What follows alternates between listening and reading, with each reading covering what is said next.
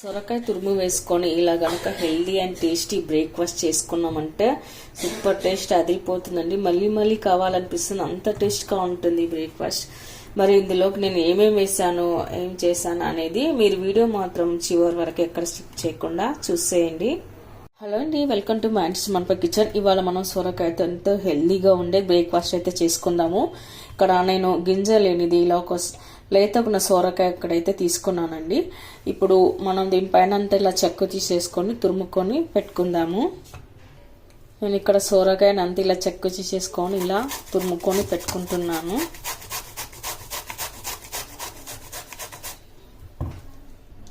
ఇలా అంతా తురిమి పెట్టుకున్న సొరకాయ ముక్కలోకి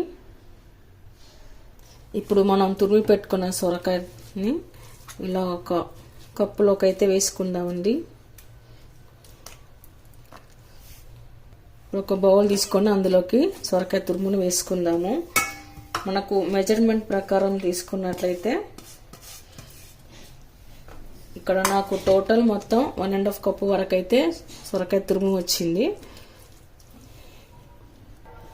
1.5 కప్పు సొరకాయ తురుముకి మనం ఇక్కడ 2 కేజీల వరకే 2 కప్పుల వరకు అయితే రైస్ ఫ్లోర్ వేస్తున్నాను.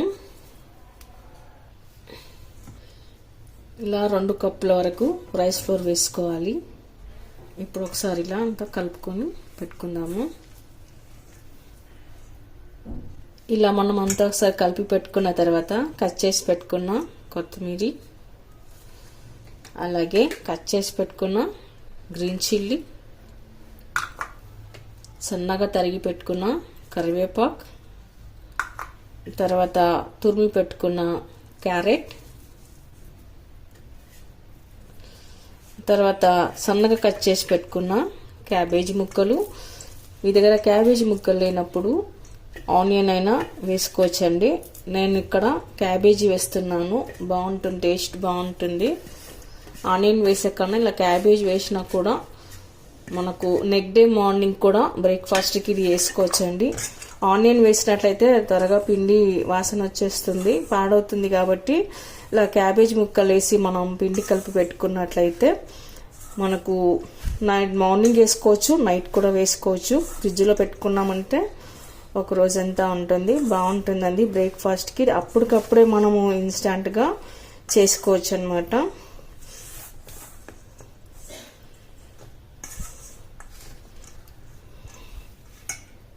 ఆ తర్వాత కొద్దిగా జీలకర్ర. ఇప్పుడు ఇవన్నీ వేసాక మనం ఒకసారి పిండినంతా చేతితో బాగా కలుపుకొని పెట్టుకుందాము. ఇప్పుడు కొద్దిగా సాల్ట్ వేసుకోవాలి. సాల్ట్ వేసాక ఒకసారి బాగా కలుపుకొని పెట్టుకుందాము. ఆ తర్వాత మనం ఇప్పుడు బటర్ మిల్క్ వేసుకొని కలుపుకొని పెట్టుకోవాలండి.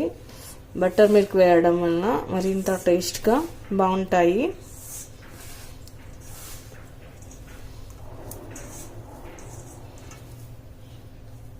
ఇప్పుడు మనం ఇలాంతా పిండిని కలిపి పెట్టుకున్న తర్వాత కొద్దిగా బటర్ మిల్క్ వేసుకుంటూ పిండిని కాస్త పల్చగా కలుపుకొని పెట్టుకోవాలి.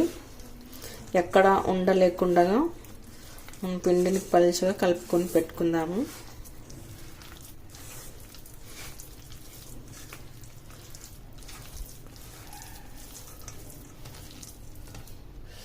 పిండి అనేది మనం ఇక్కడ మరి దోశ పిండి ఎంత పల్చగా కాకపోయినా ఇలా ఇడ్లీ పిండి ఎంత ఇలా ఈ కాన్స్టెంట్గా కలుపుకుంటే సరిపోతుందండి. కాస్త చిక్కగా ఉంటేనే బాగుంటుంది. మరి పల్చగా కాకుండా ఏమాత్రం వేసుకుంటే మనకు రొట్టెల్లాగా వేసుకోవడానికి అయితే కరెక్ట్గా వస్తుంది. ఇప్పుడు ఇది ఒక 10 నిమిషాల పాటు నాననివ్వాలండి. ఈ పిండిని ఒక 10 to 15 మినిట్స్ వరకు అయితే నాననిస్తే సరిపోతుంది. పక్కన పెట్టుకుందాము. ఓకేనండి, 10 మినిట్స్ తర్వాత పిండి అయితే ఇలా చక్కగా నానిపోయింది. ఇలా ఒక నాన్ స్టిక్ కడాయి పెట్టుకోవాలండి. మీ దగ్గర నాన్ స్టిక్ కడాయి లేనప్పుడు దోశ పెన్నమైనా పెట్టుకోవచ్చు. ఇప్పుడు ఇందులోకి నేను 1 టేబుల్ స్పూన్ అయితే ఆయిల్ వేసుకున్నానండి. తర్వాత ఇందులో కొద్దిగా నువ్వులు అయితే వేసుకుందాము. ఇలా నువ్వులు వేసి పెట్టుకున్న తర్వాత మనం కలిపి పెట్టుకున్న పిండిని వేసుకోవాలి.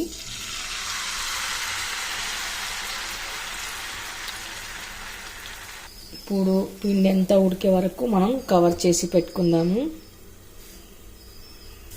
ఇలా ఒక పక్క కాలిన తర్వాత మనం రెండు పక్కలు కూడా ఇలా కాల్చుకొని పెట్టుకోవాలి.